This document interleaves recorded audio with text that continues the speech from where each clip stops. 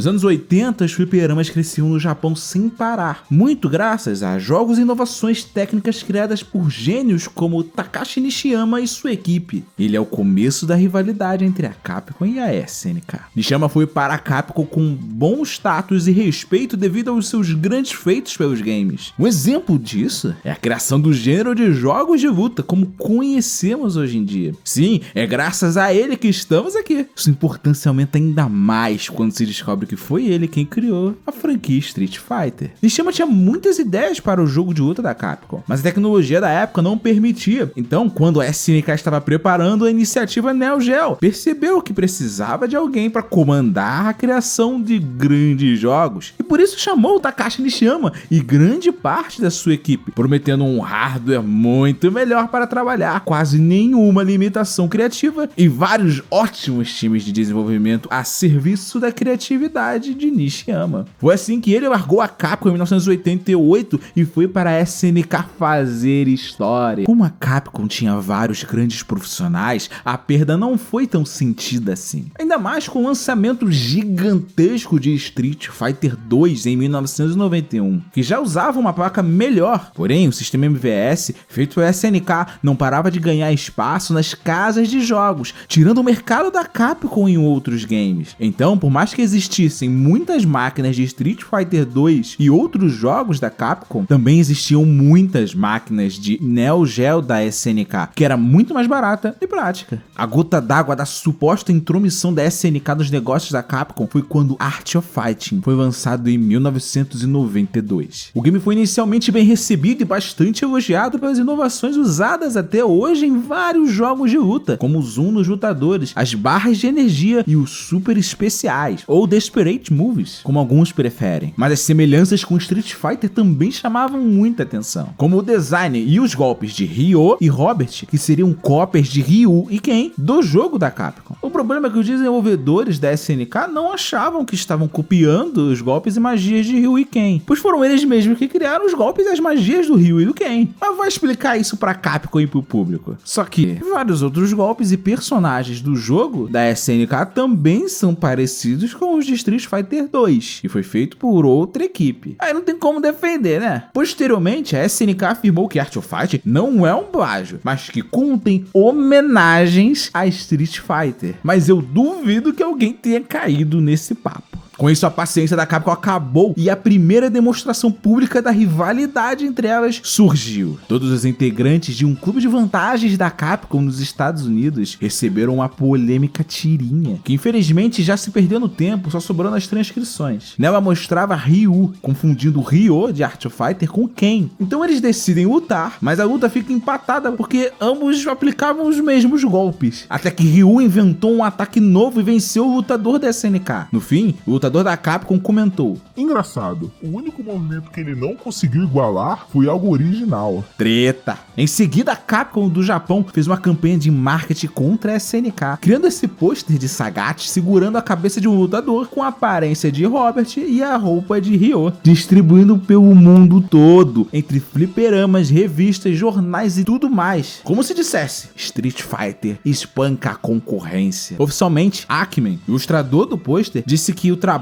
não tem ligação com nenhum personagem e tudo é imaginação do público. Acredito sim. Só que em 94, a Capcom fez o que acusava a SNK de fazer: copiar. Super Street Fighter 2 Turbo foi lançado em fevereiro com um novo sistema de gameplay, incluindo barras especiais e movimentos super especiais, praticamente iguais às de Art of Fighting, só que funcionando de uma forma mais fluida na luta. E o novo capítulo das tretas começou: as zoeiras nos jogos.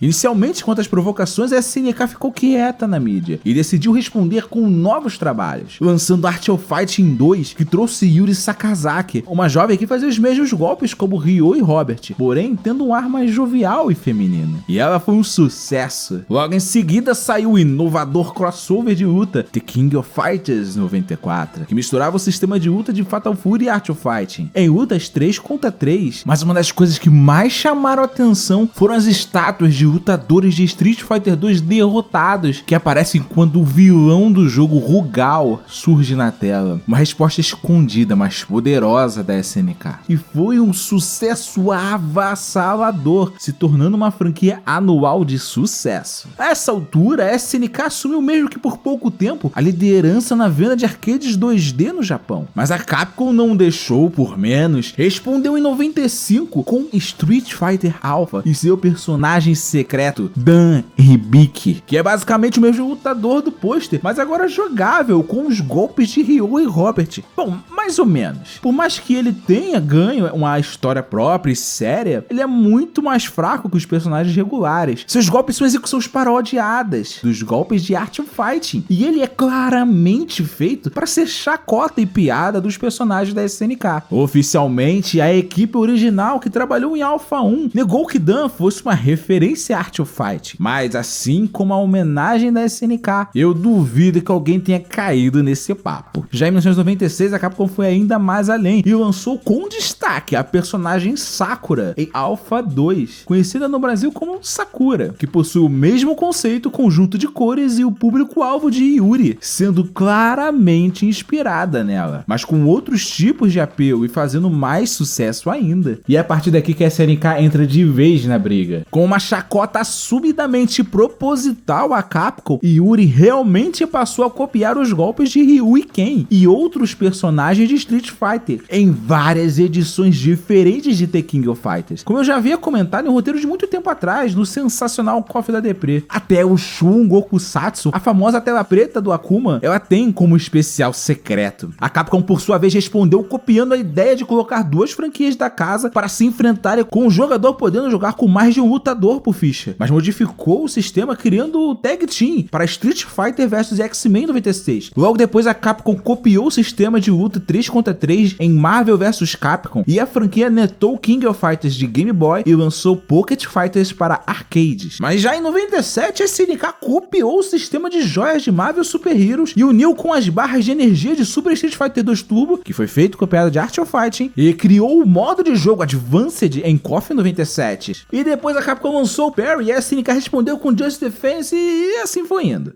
Seja com conceitos de personagens ou ideias de gameplay, uma empresa estava sempre se inspirando e tentando superar a outra, até chegar o momento que ninguém mais sabia quem estava copiando quem. Mas se você reparar bem, a cada novo jogo que era lançado, independente de quem o lançava, vimos a evolução do que era feito nos jogos anteriores de ambas as empresas. E assim a concorrência fez elas criarem jogos cada vez mais refinados e melhores juntas. No fim, quem ganhou com isso tudo foram os jogadores. Mas o motivo disso acontecer, que é o mais surpreendente disso tudo, em entrevista para a Polygon, os desenvolvedores das duas companhias revelaram que a partir de 1998 as duas empresas se tornaram internamente amigas. Sim, isso aconteceu quando Nishiyama, diretor de desenvolvimento da SNK, e Okamoto, diretor de desenvolvimento da Capcom, revelaram que se encontravam para conversar. Foi inclusive em uma dessas conversas que nasceu a série de jogos Capcom vs SNK. Com isso, os funcionários de ambas as companhias começaram a falar abertamente que já eram amigos e saíam para beber juntos regularmente. Isso inclui vários importantes nomes de ambas companhias. Isso acontecia porque elas recrutavam talentos nas faculdades japonesas. Então vários dos funcionários dos dois lados haviam estudado juntos ou até trabalhado juntos na própria Capcom quando Nishiyama estava lá. Então eram amigos de longa data e poucos sabiam. Existia até desafios de Yu-Gi-Oh! Entre funcionários da Capcom contra a SNK. Ninguém do público sabia que aquelas provocações e zoeiras entre as empresas eram na verdade brincadeiras entre amigos. E com a notícia interna da união oficial, os laços se estreitaram ainda mais com trabalhos em equipe, visitas aos escritórios e trocas de experiências. Mas, como sempre, tem aqueles chatos que não sabem separar provocação de briga. Havia quem realmente não via as empresas como amigas, e esses eram justamente os cabeças delas. Eikishi Kawasaki, fundador da SNK, e Kenzo Tsujimoto, fundador da Capcom. Como empresários, eles viam um ao outro como empecilhos para o crescimento de suas companhias no mercado e realmente levavam a disputa totalmente a sério o tempo todo. E isso acabou se tornando um problema, pois diversos acontecimentos muito estranhos começaram a surgir a partir de então. Antes de vermos juntos o final dessa história, eu vou te pedir uma ajuda, como dando like, se inscrevendo, é muito válido, compartilhando em grupos que você tem aí,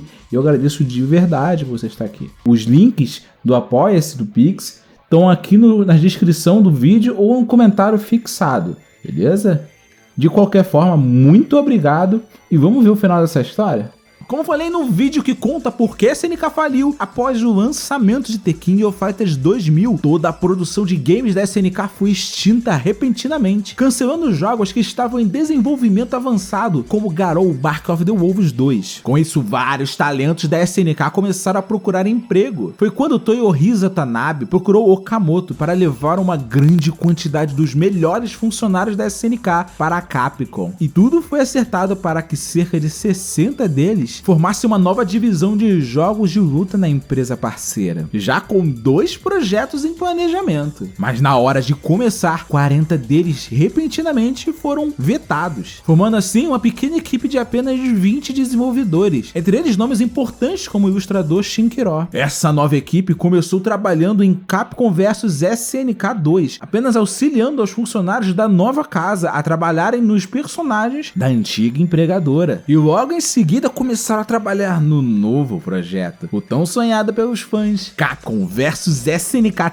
3. Só que durante o desenvolvimento eles tiveram que abandonar tudo, pois chegaram ordens de cima para transformar o projeto em um outro jogo em 3D, algo que eles não tinham muita experiência. A desculpa era que com a falência da SNK, não iriam mais lançar um jogo com personagens da concorrente. Então a pequena equipe começou a trabalhar em um novo game chamado Capcom Fighting All Stars, com diversos lutadores da empresa e, como revelado em entrevista, também teria um personagem da SNK como lutador secreto, provavelmente Kyo, contrariando a desculpa que tinham ouvido antes. Porém, em 2003, após quase 2 anos de desenvolvimento, esse jogo também foi cancelado abruptamente, por ordens superiores, e a equipe foi diluída entre vários outros times de jogos de console da Capcom, afirmando que aquilo era devido ao vindouro fim dos arcades de jogos de luta. Só que já no ano seguinte foi lançado Capcom Fighting Evolution, que é um jogo de luta com basicamente a mesma proposta de Capcom Fighting All Stars e com mesmas mecânicas e personagens criados pela equipe ex-SNK, só que comandado apenas por funcionários de longa data da casa. Entre eles, Yoshinori Ono, que estava estreando como o produtor de jogos de luta da empresa. Após isso, os poucos funcionários originários da SNK começaram a deixar a Capcom um a um, e poucos sobraram lá. E os que ficaram, mesmo após 20 anos, não conseguiram muito destaque dentro da companhia. Embora durante esses 2 anos os ex-SNK tenham passado por percalços na Capcom, fora desse período e das disputas financeiras, eles mantiveram uma grande e bonita amizade e respeito por anos, com muitas brincadeiras e zoeiras que nós vivemos, curtimos e também fomos enganados achando que eles se detestavam. A verdade é que a admiração mútua entre as companhias era tão grande que após o desenvolvimento de KOF 98, os funcionários da SNK colocaram Ryu e Ken jogáveis em uma versão interna do game apenas para se divertirem de vez em quando no trabalho. Enquanto que dentro do escritório da Capcom havia uma máquina MVS com The King of Fighters disponível para os funcionários jogarem quando quisessem. Irônico, né? Foi graças às provocações e ao respeito entre as empresas que elas acabaram sempre buscando se superar e evoluir seus jogos, nos oferecendo sempre as melhores experiências possíveis naquele momento. E graças a isso que até hoje essas companhias são tão importantes e lembradas, pois juntas são responsáveis por uma grande parte do sucesso dos jogos de luta. E tudo isso devido a uma rivalidade sadia entre amigos, como Ryu e Ken ou Ryo e Robert. Por isso que após quase 30 anos, mesmo com o fim da rivalidade, as empresas mantêm a tradição. E a Yuri é a Capcom nos jogos da SNK e o Dan é a SNK nos jogos da Capcom. Não como treta, mas sim como uma homenagem para celebrar a história de ambas as empresas juntas, mostrando que, mais do que rivalidade e concorrência, o mais importante é se divertir enquanto joga. Eu espero que o vídeo tenha valido teu like e a tua inscrição. E na próxima vez que nos vermos, se você quiser, eu posso te contar mais segredos dos games. Buenas!